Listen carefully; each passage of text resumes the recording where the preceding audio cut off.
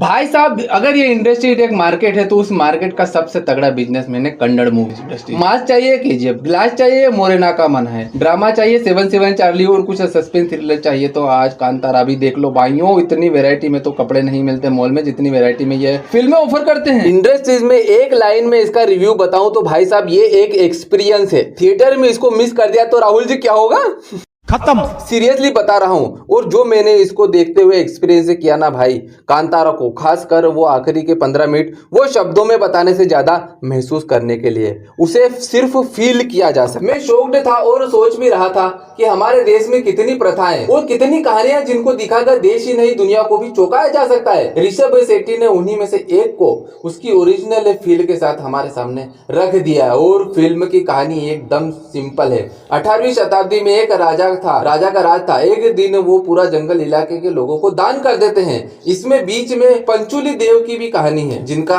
आशीर्वाद जंगल के राजा दोनों पर है। वहीं गुलिया देव का भी एलिमेंट इसमें जोड़ा गया है। गुलिया देव की कहानी भी हमारे पौराणिक इतिहास में मिलती है। एक बार माँ पार्वती को कैलाश पर एक पत्थर मिलता है जो वो महादेव को देती हैं, जिसको वो जमीन पर फेंकते हैं तो गुलिया देव का जन्म होता है। वैसे ये कहानी बड़ी है पर मोटा मोटा समझाने के लिए बताया गया है। बाद में उन्हें भी भगवान का श्राप मिलता है कि इस फिल्म को कितना ग्राउंडेड रखा गया है। पूरी फिल्म में एक डांस फॉर्म के साथ मिस्टिक एलिमेंट को जोड़ा गया है जिसका नाम भूत कोला है। इसी गाँव में एक और लड़का है शिवा जिसका पूरा दिन आवारागर्दी में निकलता है। इसी बीच एक लव स्टोरी भी आती है। अब इसी गांव में एक फॉरेस्ट ऑफिसर भी आता है मुरली, जिसको जंगल के लोगों की प्रथाएं समझ नहीं आती। उसके लिए जंगल की जमीन सरकार की जमीन है। दूसरी तरफ वहां गांव और जंगल के लोगों के लिए जमीन उनकी है क्योंकि राजा ने खुद उसे दान दिया होता है। अब यहाँ से शिवा और मुरली की लड़ाई शुरू होती है जो क्लाइमेक्स में जब आती है तो भैया दिमाग हिला देती है। सच बताऊं तो भैया रोंगटे खड़े कर देती है। सोचो देखते हुए क्या फील हो रहा होगा मुझे। ऋषभ भाई आप जीनियस हो।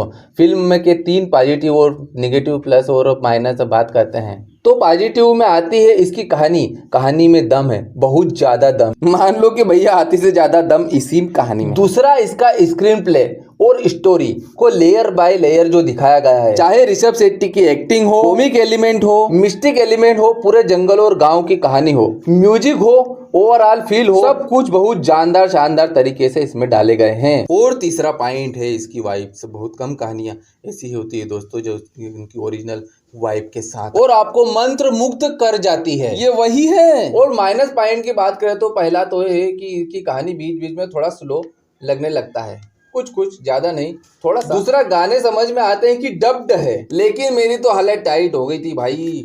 और तीसरा है इसका जंप केस। भाई कहीं कहीं कलेजा निकल आता है। ये कुछ लोगों के लिए पॉजिटिव पॉइंट में भी हो सकता है। सब कुछ मिलाकर ये फिल्म थिएटर में देखने लायक ही नहीं, रिकमेंड करने लायक भी है। कुछ नया कुछ बढ़िया है। बस एंड में ऋषभ शेट्टी को एड्रेस करते हुए मैं बोलूंगा कि भाई एक अलग एक्सपीरियंस आपने बनाया है। बाकी रिव्यू देखकर आपको कैसा लगा, पिक्चर देख चुके हैं तो आपको कैसा लगा, हमारे बारे में आपको कैसा लगा। अगर जोर का लगता है तो कमेंट सेक्शन में कमेंट करके बताना। वीडियो देख कहां से रहे वो भी जरूर लिख देना।